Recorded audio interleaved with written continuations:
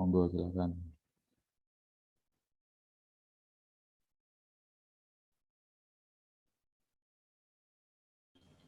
Pak, izin Ya, bertanya Pak. Nur siapa ini? Tauhid Pak. Tauhid. Oke, Tauhid. Gimana Tauhid? Oke Pak.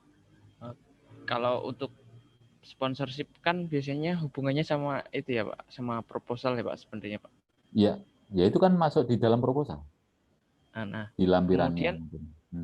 kemudian biasanya kalau kalau kita mengadakan event itu biasanya melihat proposalnya kelihatan profesional gitu atau lebih ke melihat eventnya sih Pak. Jadi kayak proposalnya nggak terlalu bagus, cuman eventnya bagus sehingga sponsorship tertarik, atau melihat proposalnya bagus meskipun kegiatannya nggak terlalu bagus, itu sponsornya itu lebih tertarik gitu Pak. Mas, yang saya tanyakan lebih lebih utama yang mana seperti itu Pak. Oh, gitu. Kalau menurut saya gini, kan ada beberapa kasus yang eh, event organizer itu baru sekali itu mau bikin acara, gitu. Otomatis dia belum mempunyai track record, benar nggak? Misalnya ide itu muncul baru pertama kali dan mau diselenggarakan, terus sebelum-sebelumnya kan belum ada. Artinya proposal menjadi hal yang sangat utama untuk menarik pihak sponsor untuk mendukung di kegiatan kita, kan gitu. Otomatis kaitannya dengan tampilan, desainnya seperti apa, kemudian kontennya seperti apa, eh, dia seberapa luas bisa menjangkau publik dan lain sebagainya, kayak gitu. Yang dulu pernah saya sebutkan gitu. Kemudian ketika apa sebuah event organizer sudah mengadakan yang kelima misalnya gitu, kita bikin acara konser musik misalnya, sudah yang kelima dan sepanjang tahun, misalnya itu event setiap tahun dan sepanjang 5 tahun itu track recordnya bagus, apa event kita itu rame dan terkenal gitu, itu bahkan tidak pakai proposal pun sangat mungkin untuk terjadi deal-nya sponsorship. Dulu saya pernah bilang bahwa deal-nya sponsor itu kadang-kadang unik. Ketika sudah kenal misalnya itu apa tidak perlu sponsor pun, ya aku melu tak sumbang segini atau saya nilai sponsornya sekian misalnya gitu. Itu sangat mungkin. Dan bahkan bisa jadi ketika pihak sponsor itu sudah melihat event kita berkali-kali dan sukses, itu kadang-kadang mencari kita. Kita tidak perlu proposal pun, itu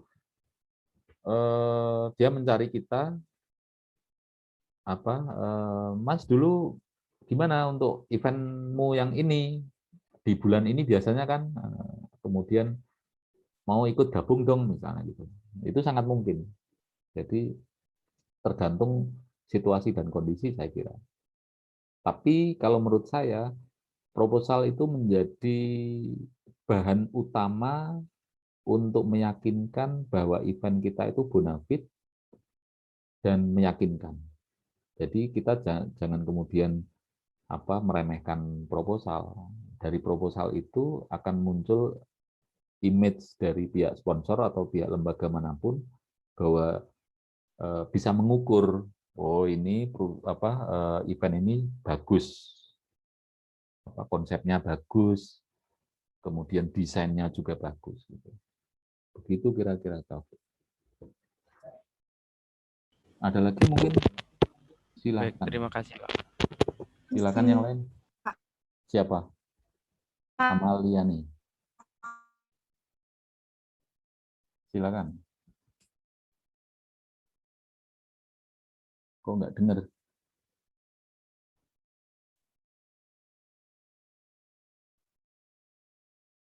Halo, nggak dengar nih suaranya nih. Mohon maafnya Hah? Mungkin sinyal Amalia Pak yang kurang bagus. Ini ya. Putus-putus ya Amalia nih. Putus-putus. Mungkin yang lain, yang lain.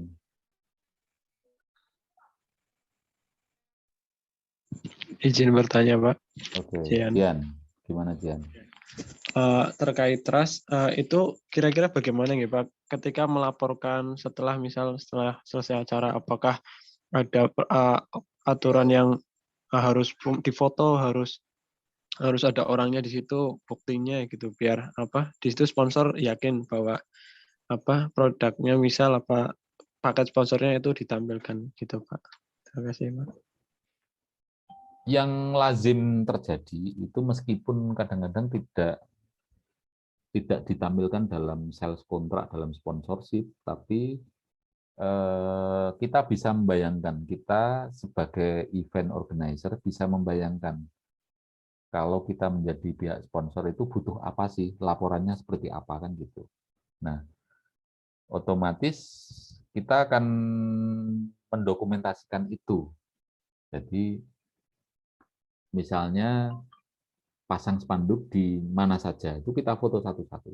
Foto satu-satu kita lampirkan, kita print bahwa kita sudah memenuhi kewajiban pihak event organizer untuk memberikan kontraprestasi penayangan branding atau logo pihak sponsor di media kita kan gitu. Dan itu di media-media yang lain juga begitu mestinya, termasuk di pihak televisi itu juga mempunyai recording atau rekaman siaran iklan setiap hari untuk mengantisipasi dan untuk melaporkan ke pihak sponsor bahwa iklannya sudah ditampilkan di tanggal berapa, jam berapa, itu harus melampirkan itu.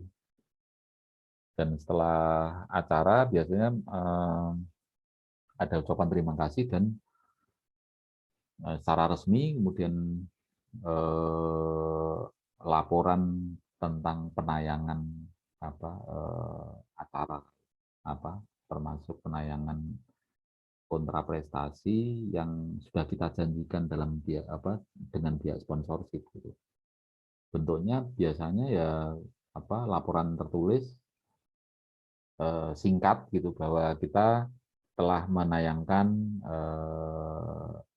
logo atau branding dari perusahaan sponsorship terlampir. Itu kira-kira. Baik Pak. Kemudian ada pertanyaan lagi Pak. Kira-kira kan kita kan dengan sponsor inginnya win to win solution biar sama-sama untung. Nah, pertanyaannya biasanya celah-celah apa yang digunakan sponsor agar setelah kontrak terjadi commitment deal, kemudian si sponsor itu mencari untung sendiri gitu. Terutama kayak misal di saat nego di hari itu inginnya itu barter. Nah, kira-kira bagaimana caranya agar kita yang mengajukan sponsor itu memberikan yang sama-sama nilainya dengan nilai barter tersebut gitu Pak. Terima kasih Pak. Kita mengantisipasi di wilayah waktu, artinya makanya kita biar bargaining position kita itu lebih kuat, itu beberapa hal yang perlu kita perhatikan bahwa kita persiapan event itu harus panjang gitu. Jadi kalau panjang kita bisa leluasa untuk menentukan ini masuk deal atau enggak gitu. Jadi misalnya seperti jual beli barang, ketika kita mendekati hari H, kebutuhan kita otomatis kita kalah bargaining position kita gitu. Sehingga ditawar berapa gitu ya sudah dikasihkan gitu kan. Itu sama dengan kita bikin acara dengan sponsorship, kemudian ketika kita mendekati hari H dan kita butuh dana untuk pelaksanaan kegiatan, ketika kita menawarkan ini sponsor ini 5 juta misalnya, ditawar 1,5 juta kita berikan misalnya, itu kita menjadi posisi tawar kita menjadi turun kan gitu. Jadi salah satunya mengatur waktu itu. Tapi kadang-kadang yang terjadi di lapangan itu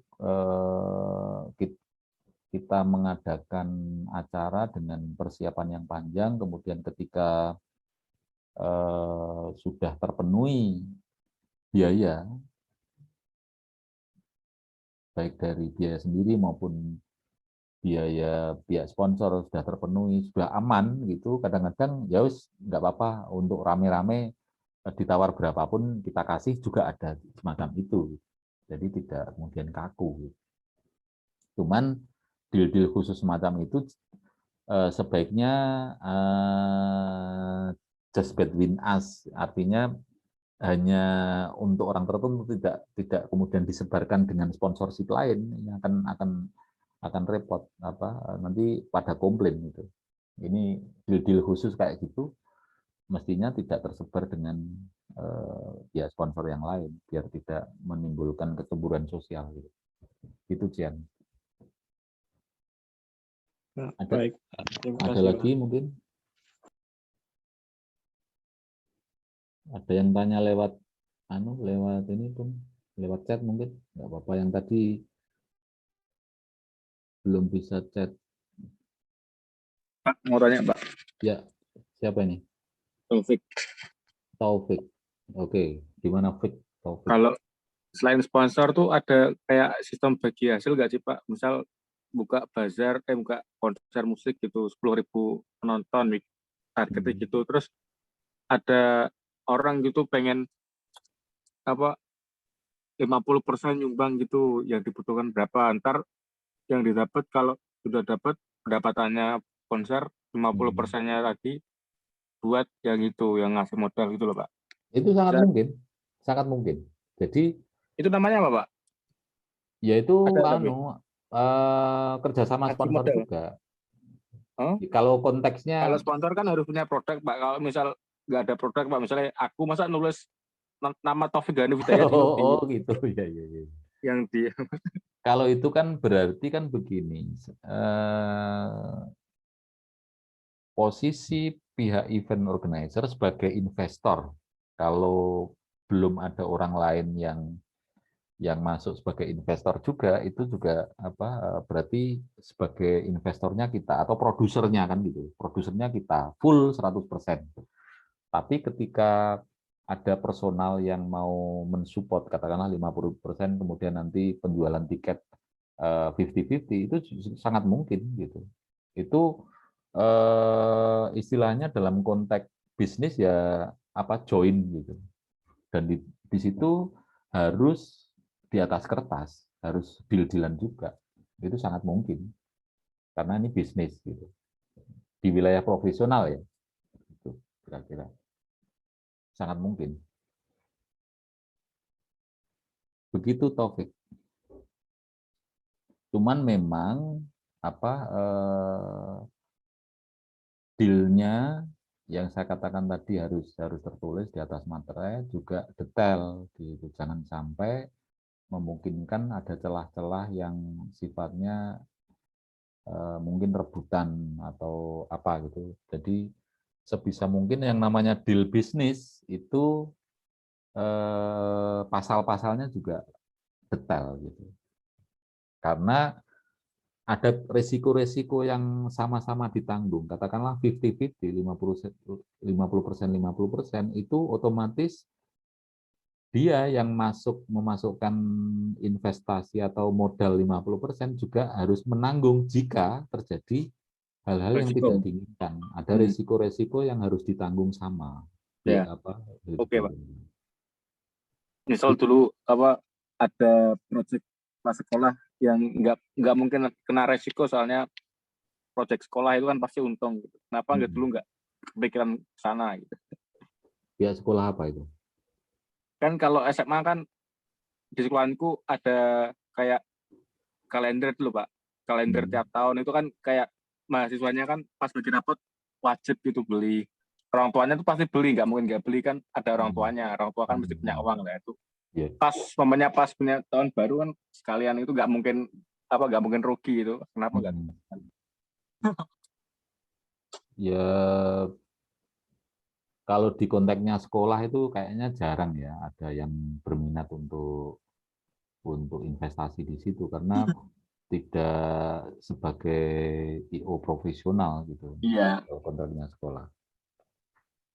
Kalau memang ada yang begitu ya sekolah mengizinkan apa enggak. Ini kan karena di bawah wilayah otoritas sekolah, jadi ya otomatis ada kebijakannya seperti apa pihak sekolah tersebut. Gitu. Nah, yang saya obrolkan tadi itu konteksnya profesional. Kalau profesional sangat mungkin. Gitu. Dan event organizer itu ini agak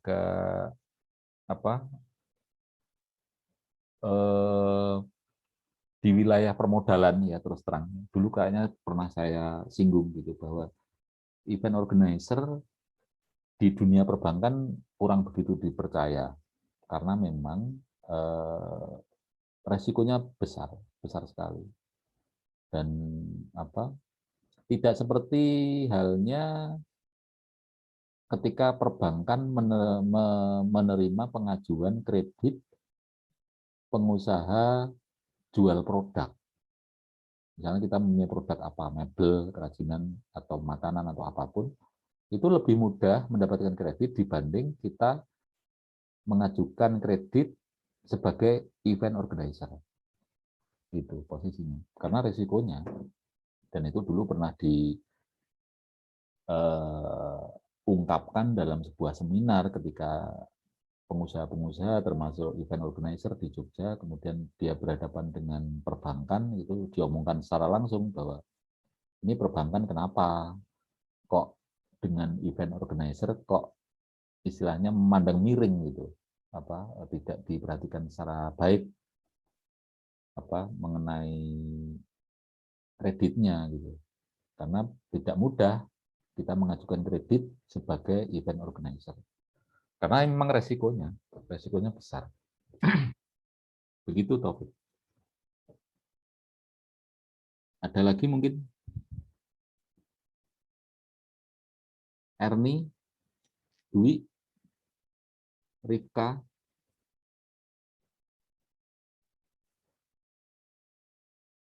siapa lagi? Belum, Pak. Wanda, Religia, Nurul, Anissa. Belum ada, Pak. Tadi yang mau nanya siapa ya, yang sinyalnya kurang bagus tadi? Maliani, Pak. Bisa lewat chat aja kalau mau. Lewat chat, nanti saya baca.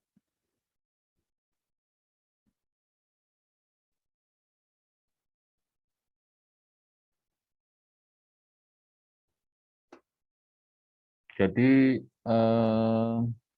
sponsorship itu memang banyak hal yang menentukan deal tidaknya sebuah sponsorship gitu. Tidak hanya dari sisi bentuk proposal, desain proposal, kemudian juga termasuk bagaimana kita menampilkan sebuah konsep acara di dalam proposal itu, termasuk tawaran-tawarannya menguntungkan atau tidak. Gitu. Dulu saya sempat ngomong bahwa pihak sponsor kadang-kadang simple gitu. Sejauh mana kamu bisa pihak event organizer itu bisa menjangkau publik. Kalau dalam konteks konser musik ya berapa banyak orang yang bisa menonton branding yang mau ditampilkan dari pihak sponsor kan gitu. Nah, di dalam konteks sekarang event yang kita adakan secara online otomatis juga sejauh mana kita bisa menampilkan daya tarik pengunjung atau penonton pada event kita gitu. Itu otomatis akan menjadi semacam bonaviditas dari event organizer kita gitu. Soekarno mungkin mau tanya, silakan. Belum, Pak.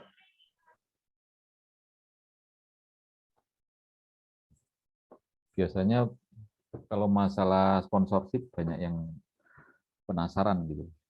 Tapi karena mungkin kemarin-kemarin sudah banyak kita bincangkan gitu ya. Jadi saya pikir sudah banyak yang tahu gitu.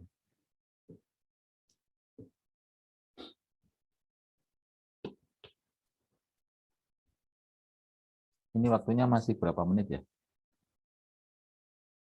Cukup kayaknya ya. Iya, sudah cukup sih, Pak. Oke, terima kasih rekan-rekan telah mengikuti perkuliahan malam ini. Kemudian untuk saya sebetulnya keinginan saya bagaimana untuk presentasi proposal itu bisa offline gitu. Cuman saya ngatur waktunya agak susah ini, apalagi tanggal 5 ada event halal bihalal itu, mengarrange acaranya. Kemudian cuman nanti akan kita update kalau memang rencana ada offline, akan kita komunikasikan dengan Pak Yogi. Begitu ya rekan-rekan. Iya, Pak. Baik, Pak. Terima kasih. Saya ucapkan teman-teman telah mengikuti perkuliahan kali ini. Kalau nanti ada pertanyaan muncul, mungkin bisa japri saya juga, enggak apa-apa gitu. Jadi bebas. Jika ada kekurangan saya mohon maaf. Wassalamualaikum warahmatullahi wabarakatuh. Waalaikumsalam warahmatullahi wabarakatuh.